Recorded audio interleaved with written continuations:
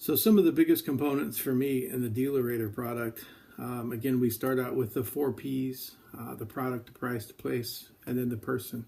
When I do my trainings, I always talk about those 4 Ps. I talk about when we got in this space, we were helping consumers figure out what car or what they were going to buy. So the product piece. Then we went to pricing, helping them be more transparent in what they should be paying for the vehicle or service. And then we went to the place when we rolled out dealer profile pages, service directories, things like that.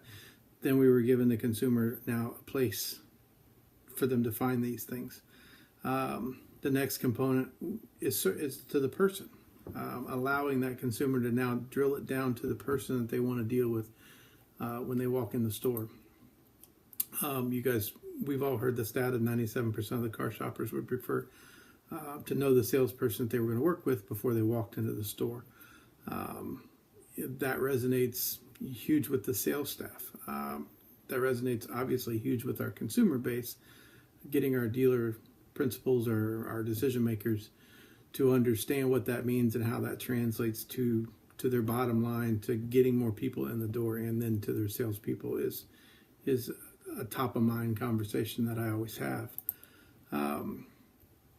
Winning with consumers. You know, we talk about winning with consumers, winning with your team, winning with your brand. So winning with consumers.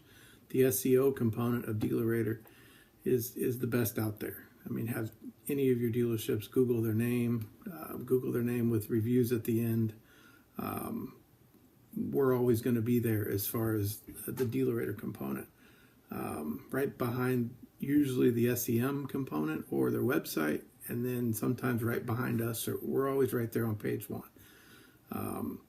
Consumers who view that content are 3.5 times more likely to buy a vehicle after that. Again, that resonates to their bottom line and shows the power of the product. Winning with your team, getting the salespeople involved. Again, you know, most of my sales guys are driven by this. They're driven by the competition between each other. They're driven by the SEO component behind their own name. You know, these guys drive reviews. They want more customer engagement. They want more people coming into the store asking for them. They see themselves in their reviews on social media when we integrate with that. So it obviously allows, from both sales and service, the dealership to then win with their team. The dealership benefits obviously from this by having more reviews, more consumer engagement, and then more ROI, more sales. The 79% of the certified salespeople sell you know, two to three more deals a month just from being certified. I'm seeing that in my independents. I'm seeing that in my franchise dealerships.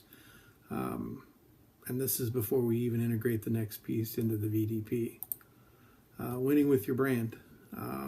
So we've talked about the consumers, we've talked about the team, but when that one review comes in and then it's syndicated on Cars.com, AutoTrader, KBB, Facebook, Google, Yelp, Edmunds.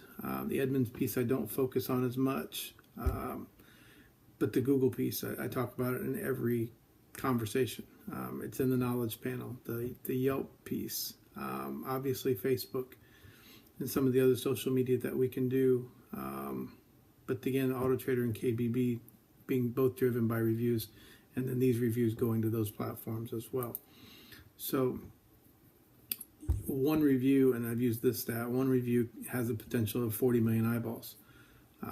So with that being in the knowledge panel, with that being in the SEO, with that being in social media, you're able to target these people no matter where they are. Their salespeople are able to get their names out no matter where these consumers are.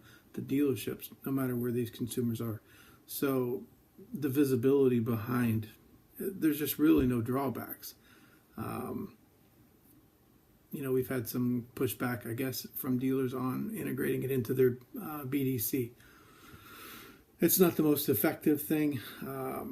You know, we've looked at selling this from a human resources side of things, and I think, you know, as a process instead of a sales product.